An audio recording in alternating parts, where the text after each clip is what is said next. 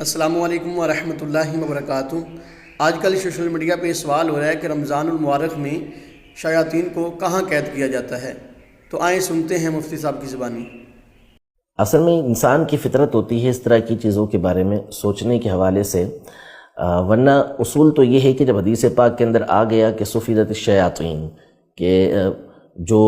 سرکش شیاطین ہوتے ہیں، شیطان ہوتے ہیں، ان کو قید کر دیا جاتا ہے، تو بس بات یہاں پہ ختم ہو جاتی ہے۔ لیکن ظاہر ہے ایک سوال پیدا ہوتا ہے کہ اسے کہاں قید کیا جاتا ہے۔ تو جو اس کی مشہور تفسیر ہے، مشہور اس کی جو شرح کی گئی ہے، وہ تو یہی ہے کہ واقعی اس کو جکڑ کے قید کیا جاتا ہے، تو وہ سمندر کے اندر قید کیا جاتا ہے۔ بعض جزیروں کے اندر ہے کہ سمندر کے جزیروں کے اندر اس کو قید کر دیا جاتا ہے،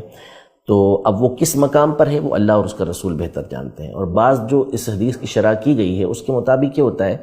کہ شیطان کو انتہا درجے کا کمزور کر دیا جاتا ہے، اس کا اثر جو ہوتا ہے وہ بندے پر کمزور ہو جاتا ہے۔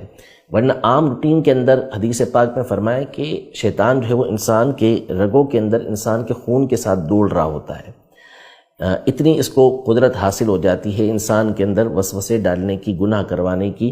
لیکن رمضان کے مہینے میں اللہ جل شانہ کی رحمت ہوتی ہے کہ شیطان کو قید کر دیا جاتا ہے، یعنی اس کی طاقت اور اس کے اثر کو اتنا کمزور کر دیا جاتا ہے کہ وہ اتنی آسانی کے ساتھ انسان کو بہکا نہیں سکتا۔ لیکن جو مشہور اس کی شرح کی گئی ہے وہ یہی ہے کہ باقاعدہ اس کو جکڑ کر سمندر کے اندر ڈال دیا جاتا ہے۔